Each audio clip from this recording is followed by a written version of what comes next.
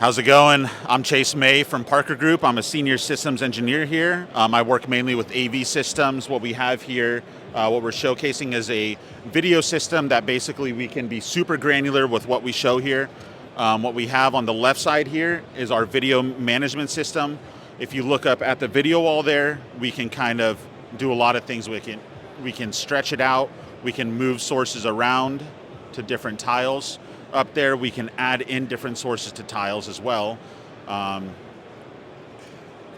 It's a good way to manage all of your video content into one system. On the side here, we have our sources, and you can manage them any way you want, in any layout, any way you want.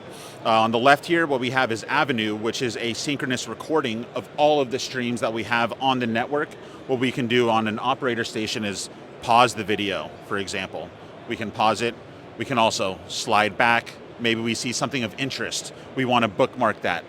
Say a perpetrator jumped over a fence that we caught, and we want to bookmark that, say the time, and pull that video out from the recording segment there. We can go back to live and go back to our everyday business.